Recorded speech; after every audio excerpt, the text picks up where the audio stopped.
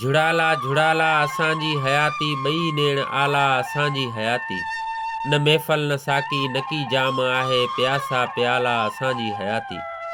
ॻोठ क़बूल लुंड खां भाउ इनायत अली लुंड जो बहितरीन इंतख़ाब। आऊं कॾहिं कॾहिं वेही सोचींदो आहियां त जिन माण्हुनि जी दर्दनि सां दोस्ती पकी थी वेंदी आहे, उहे माण्हू मोहबतनि में ॾाढा सख़ी दिलि हूंदा आहिनि।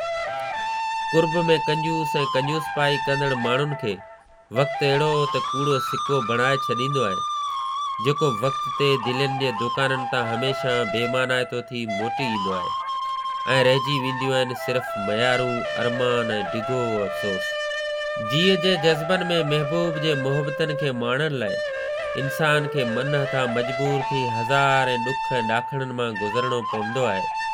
लखे लाचारियूं अंदर जे उन्हाइनि में पाण मुरादो पधरियूं थी इंसान खे तड़पण ते मजबूर कंदियूं आहिनि। जिते वफ़ाइनि मोहबतनि सचाइनि ऐं रूह रचनाइनि जो क़दर न हुजे, उते लफ़्ज़ पाण मुरादो दम टोड़े विझंदा आहिनि ऐं ॻाल्हियूं सभु चंद साइतनि लाइ रूह विंदराइण वारो हुनर थी पंहिंजा समूरा असल मक़सद विञाए वेंदियूं आहिनि। ॻाल्हियूं पेट वरनि में वधी वण थियूं, कंहिंसां मुंहुं न कयूं गोशे पिरी न गॾिया।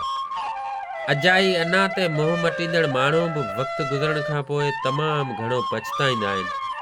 हमेशह रत जे रिश्तनि खां रूह जा रिश्ता तमामु गहरा ऐं पका हूंदा आहिनि। तंहिं करे वाइड़ियुनि सोचनि ऐं अजायनि ॻाल्हियुनि खे विसारे पंहिंजनि सां प्यार करे परची पइजे, छो त नींहं जा नाता निंढपुण जा प्यार तमामु ख़ूबसूरत ऐं अमल हीरे जीअं हूंदा आहिनि।